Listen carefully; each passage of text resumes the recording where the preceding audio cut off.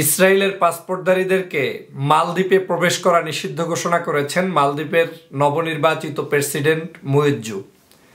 আপনারা জানেন যে গত কয়েকদিন আগে বাংলাদেশের পাসপোর্ট সংক্রান্ত একটি বিষয়ে এই অবৈধ সরকারেরই সাবেক পররাষ্ট্রমন্ত্রী জনাব আব্দুল মোমেন সাহেব একটি বক্তব্য দিয়েছেন, যেই বক্তব্যটি আমি গত 2-3 বছর পর্যন্ত দিয়ে চলেছি। বিশেষ করে লাস্ট 2 বছর পর্যন্তই এই কথাটি আমি সামনে তুলে এনেছি।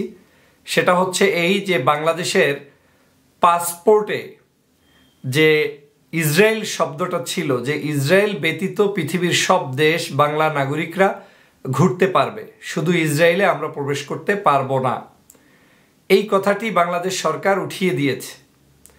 এই বক্তব্যটি বহুবার বলার পরেও কেউ বলেছে এটা প্রিন্টিং মিস্টেক, কেউ বলেছে না এ ধরনের কোনো কাজ হয়নি।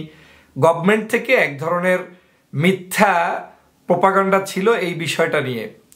কিন্তু বিষয়টা যখন সাবেক পররাষ্ট্রমন্ত্রী আব্দুল মোমেন সাহেব সামনে নিয়ে এসেছেন যে না, পাসপোর্ট থেকে ইসরায়েলের এই শব্দটি উঠিয়ে দেওয়াটা দুঃখজনক, এই কথাটা তিনি স্বেচ্ছায় বলুক, হৃদয় থেকে বলুক, কিংবা পারিপার্শ্বিক কারণে বলুক, অথবা যে চরিত্রই বলুক না কেন, তার মুখ থেকে এই বক্তব্যটি আসার পরে প্রমাণিত সত্য হয়েছে যে হ্যাঁ, বাংলাদেশের পাসপোর্ট থেকে ইসরায়েল শব্দটা উঠিয়ে ফেলা হয়েছে। কিন্তু এই পররাষ্ট্রমন্ত্রীর এই বক্তব্য, সাবেক পররাষ্ট্রমন্ত্রীর এই বক্তব্য দেওয়ার পরেও আজ পর্যন্ত সরকার থেকে কি আপনি কোনো ঘোষণা পেয়েছেন যে আমাদের পাসপোর্টে ভুল হয়েছে, এটা আমরা শুধরে নিব, আমরা এটা উঠিয়ে নিব, আমরা এটা প্রিন্টিং মিস্টেক হয়েছে? কেউ কোনো বিবৃতি পেয়েছেন? পাননি। তাহলে এই যে মুখে মুখে আপনি প্যালেস্টাইনের পক্ষে স্লোগান দিচ্ছেন আর ভিতরে ভিতরে ইসরায়েলের সাথে আপনি সম্পর্ক রাখছেন, আবার আপনারাই আপনাদের কেউ না কেউ নেতারা বলছেন যে এটা দুঃখজনক হয়েছে, তাহলে কাকে বলছেন আপনি দুঃখজনক? তো যদি দুঃখজনক হয়, আপনি সরকারের প্রভাবশালী নেতা, আপনি সেটা সরকারের কাছে উপস্থাপন করে এই পাসপোর্টে আবার সেই ইসরায়েল শব্দটা পারলে লাগিয়ে দেন। পারলে আপনি বাংলাদেশে 53 বছরের ইতিহাসে কোনোদিন ইসরায়েলের বিমান আসে নাই, কেন বিমানটি আসলো, 2 দিন থেকে গেল, বাংলাদেশের কেউ জানে না, কোনো মিডিয়ার অগোচরে তারা এসে চলে গেল, কি কারণে, কার অনুমতিতে এই বিমানগুলো ইসরায়েল থেকে বাংলাদেশে এসেছে? কেন প্রশ্ন করতে পারছেন না যে আমার দেশের আজকের মেশিনগুলো ক্রয় করা হয়েছে বিভিন্ন গোয়েন্দা ডিপার্টমেন্টের, সবগুলো ইসরায়েলের বাহিনীর হাত থেকে? দেখেন, যখন আমরা বাংলাদেশের এই জায়গাগুলোতে গোপনে তারা সংস্কার করছে, ইসরায়েলের সাথে সম্পর্ক করছে, আতাত করছে, সেই সময় ইসরায়েলি পাসপোর্টধারীদের মালদ্বীপে নিষিদ্ধ ঘোষণা করেছে একদম ক্ষুদ্র থেকে ক্ষুদ্র একটা রাষ্ট্রের রাষ্ট্রপ্রধান। দেখেন, এই যে মুইজ্জুর ঘোষণা যে ইসরায়েলি পাসপোর্টধারীদের তার দেশে প্রবেশে নিষেধাজ্ঞা, কতটা জোর থাকলে, কতটা শক্তি থাকলে, কতটা হৃদয়ের মধ্যে স্পিরিট থাকলে এই কাজ তিনি করতে পারেন।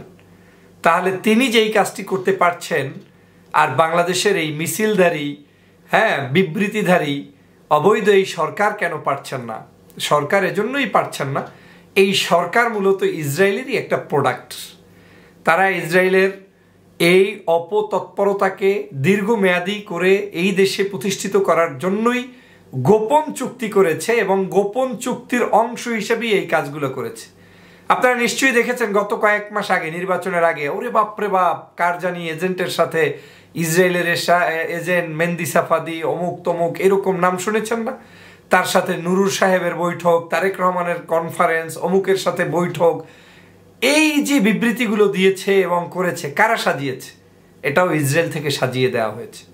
সাজিয়ে দেওয়া হয়েছে যে এই ব্যক্তিকে বিতর্কিত করতে, এই ব্যক্তির নাম লাগিয়ে তোমরা এভাবে এভাবে প্রোপাগান্ডা ছাড়াবা।